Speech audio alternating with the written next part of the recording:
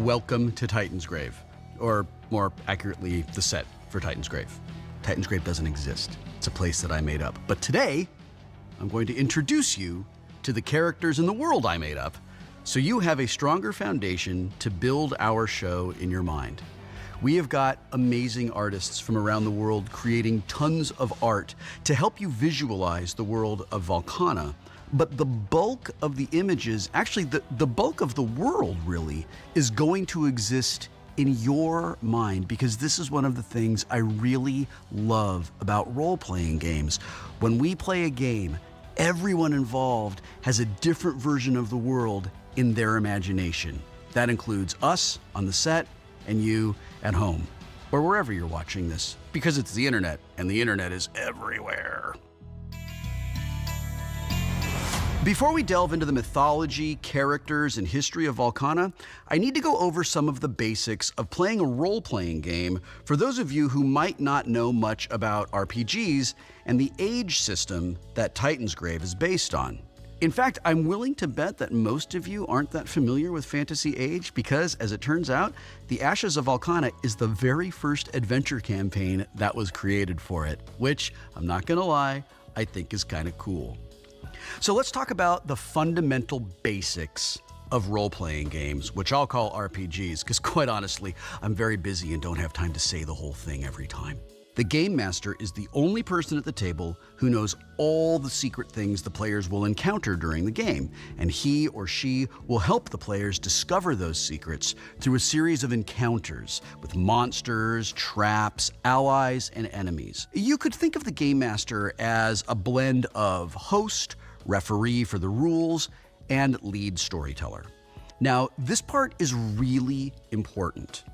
Unlike a story that you would experience in a movie, a book on TV, or even a tale told around a campfire, the player characters in a role-playing game are fundamental and integral to the story, and they can and will change it while they play. A really good GM will always react to the choices the players make and let the players guide the story from place to place.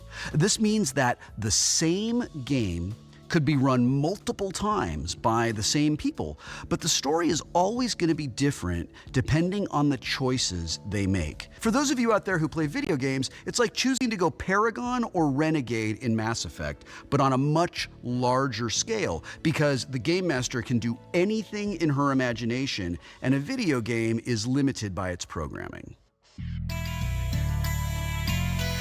Let's talk a little bit about characters and how those characters are created. When I run a game, I always let my players decide what kind of character they want to play. Maybe they want to play a rogue who carries a dark, sinister secret. Maybe they want to be a good wizard who will only use their magical power to help people who are in need. You want to be an explorer who never wants anyone to find out about your disgraceful past in a far-off land that, oh no, we have to go adventure in? They can be anyone they want to be. And as a game master, I am going to help them bring that character to life and facilitate the telling of that character's story. So to keep track of the important things about the characters, things like how strong or smart they are, what kind of armor they're wearing, and how wounded they are, each player is going to fill out one of these character sheets. These different statistics let the players and the Game Master know how good or bad that character is at things like throwing a punch, deciphering a scroll, or not falling into a hidden acid pit that has absolutely no business being in the foyer of a mansion, Chris Perkins. That doesn't even make any sense. It should never have been there, you murderer. Whenever a player wants to do something that has a chance of failure, I'm going to tell them to make a test and use one of those statistics. The players roll some dice, add them up, apply any modifiers that they get from their relevant stat, and I tell them if they succeeded or failed. For example, in our game, Alison Hayslip's character Keliel is really agile, so she has a very high dexterity score. Yuri Lowenthal's character isn't nearly as agile as she is. He's a wizard, agility isn't that important to him, so his score is much lower. When they both have to dodge a thrown dagger, Allison has a better chance of avoiding it because her dexterity modifier is a 4, while Yuri's dexterity modifier is a 0. In this example, when I, as the game master, throw that dagger, I'll tell them to make a dexterity test, right? Because that's the relevant stat to getting out of the way. On my side of the test, I decide how difficult it's going to be to not get hit, and I give that test a target number to reflect that difficulty. 1 is really simple, and 20 and above is really hard all the way up to impossible. On their side of the test, they roll their dice, apply their modifier, and then they let me know the result. So if Allison rolled 3, 5, 6, that would equal 14. She adds her modifier of 4 and gets 18. So Allison rolled an 18 on her dexterity test. Yuri rolls 5, 2, 2 for 9, Yuri, and adds his modifier of 0, and he gets 9 on his dexterity test. I decided that the dagger was coming at them out of the dark, so it was pretty difficult to dodge to begin with, and the target number they needed to meet or exceed was 17. Allison rolls out of the way, and now Yuri has a splitting headache. Because he has a dagger in his head. Get it? Right? It's very... Shut up, it's funny. The age system that we are using is very similar to the one used in the Dragon Age RPG we played in Season 1 of Tabletop. You might remember that it has a unique mechanic called stunting, which lets the player do extra actions if they roll doubles on 2 of their 3 dice. The number on the action die when they do that, that's one of the 3 that's a different color, determines the number of stunt points that they get to use. We also had this idea during production that we could do a new mechanic that is totally unique to Titan's Grave. If a player rolls 3 6s, not only will the player get to do the most awesome stunt imaginable, but the GM, me, will cement the player's action in history by making it something legendary that people speak of for years and maybe decades after it happens. You could do that in your game too, if you wanted, or not. I'm not the boss of you. Except you. I am the boss of you. I am really excited to introduce you to the world of Valkana. Valkana is a science fantasy setting. It is inspired by classics like the cartoon Thundar the Barbarian and the heavy metal movie. I'm going to give you a brief but broad history of Valkana, focused on the 3 major events that shaped the world as it exists today. For centuries, the Saurian Empire, through their mastery of technology, ruthless subjugation of the elves and humans, and enslavement of the orcs, claimed absolute dominion over Valkana until one day the sky itself fell down upon them, destroying their cities, killing millions, and plunging the world into a long darkness. Every culture has a different explanation for the day the sky fell down, but it would be the Saurian belief that ended up having the greatest impact on Valkana. A charismatic Saurian called the Prophet Dawan preached that the gods were right to punish not just the Saurians, but all the people on Valkana. She preached that the melding of science and magic was an abomination, a blasphemy. She declared that Providence commanded all true users of magic to rise up and purify their societies. Only when magic and science were permanently separated would the gods be mollified. The prophet and her followers were determined to spread her message across all of Valkana, first with open arms, and then with closed fists. Few took the prophet seriously at first, but that changed quickly when the first villages were consumed by flames. Almost immediately, uprisings began throughout every major kingdom. All over the continent, the cult of the prophet took root, and soon the nations were tearing themselves apart. The prophet's armies grew, and her enemies soon realized that they had to unite to end the threat. Thus began the Chaos Wars. took decades and countless desperate battles and the blood of millions. But the prophet was defeated and her armies dismantled and scattered. By the end of the Chaos Wars, the world had been reshaped. Many of the cities that had been rebuilt after the apocalypse were again destroyed. Entire populations were dispersed, while small pockets of cultists remain. The prophet Dawan is widely despised as a force of evil who brought suffering and destruction to all she touched. And the great heroes who defeated her are revered. Today, as the ashes of Valkana begins, an ancient evil not seen since the time of the prophet is rising. And our 4 heroes may be the only ones who can stop it. So, let's meet them.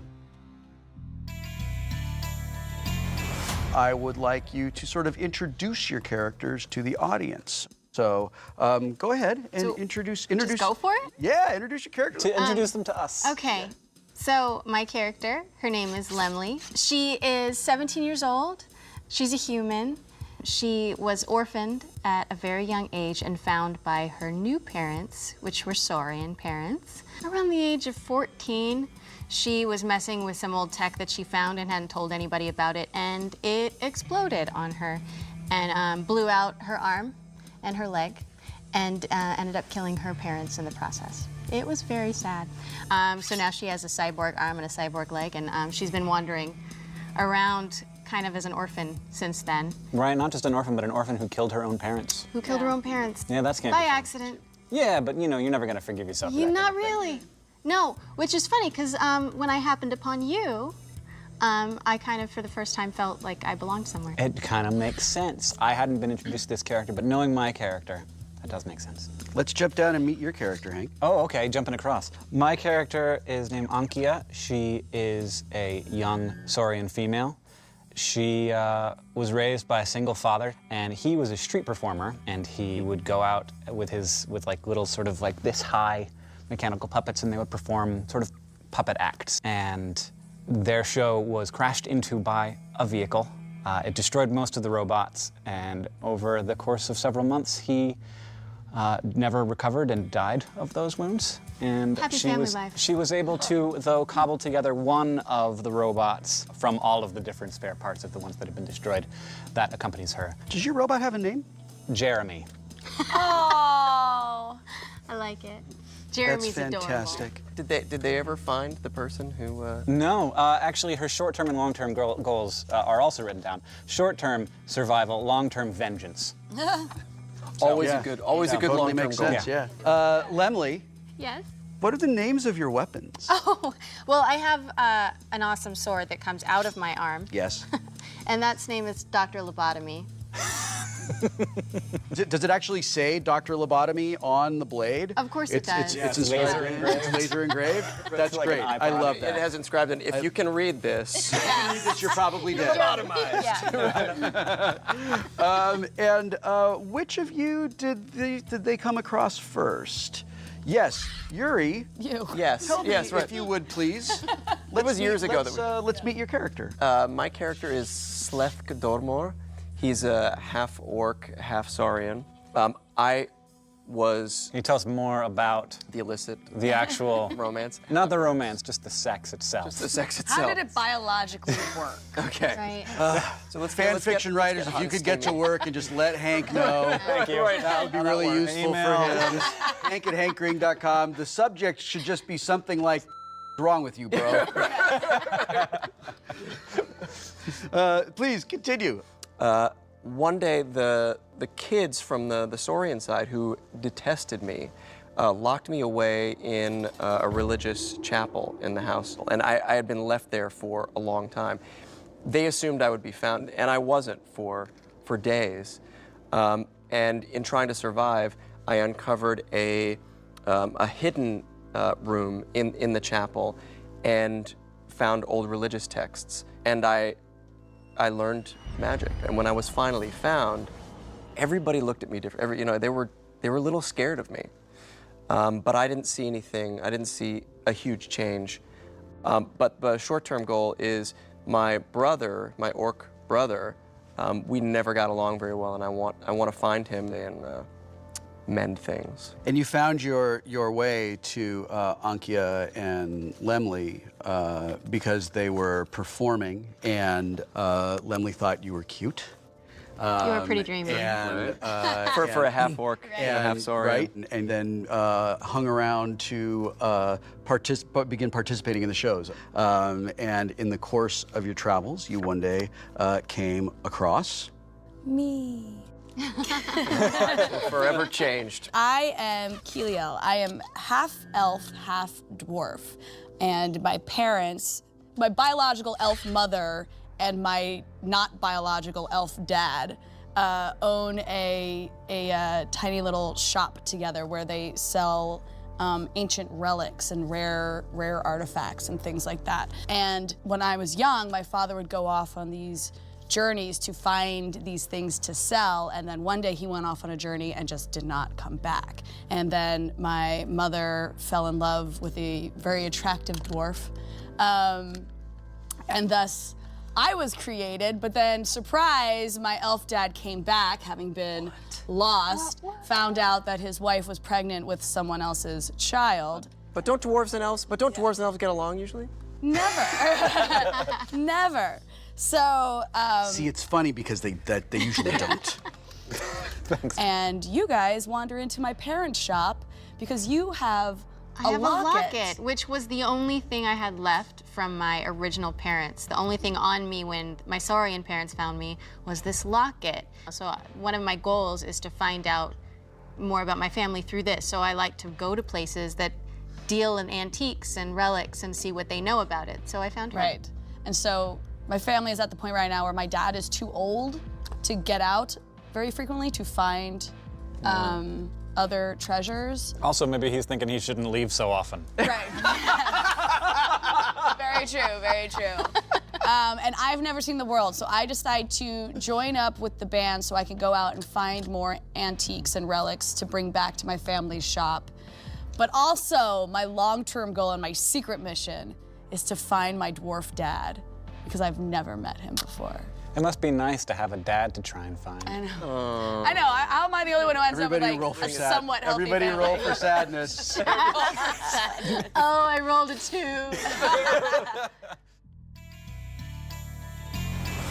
One of the things that I really like to do, and something that I actually suggest all game masters do, is let the players have secrets that their characters are keeping from each other.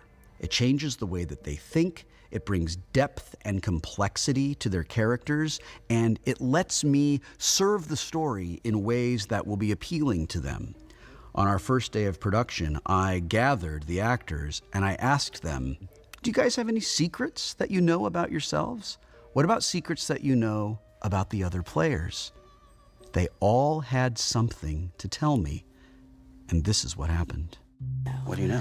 I know that locket that Lemley brought in with the 3 on it, my parents wouldn't tell her what it said. They said that they didn't know, but I knew. And it actually means the people who have those lockets are descended from a very terrible branch of humans. So what nobody else knows is actually how much of my body was blasted away.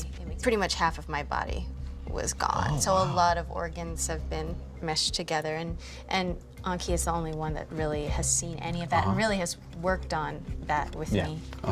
For some reason, I connect that with what I actually committed, what I actually did to my parents. These, I feel like I can bring them out and I can make it right and I can fight with this, but this, I can't do anything with this, and I just have to keep that, what I did to myself. Okay. I also I never felt like I was going to have a friend again. So like just the act that she would share something with me, I felt like suddenly. Yeah. That event that happened in the church when he was very young, that tied him, sort of to his god. Yeah. I think he talks to that entity from time and believes that he is in contact, but understands that that's not socially acceptable for regular sane people. So sometimes I'm actually talking to that. Awesome. You're awesome. I know. I mean, you're awesome. Yeah. The stage is set. I cannot wait for you to experience the adventure ahead. And unlike Tabletop, which has new episodes every other week, new episodes of Titan's Grave release every week, starting today. We've worked so hard on this, you guys. I sincerely hope that you love it, and I hope that it inspires you to play more games.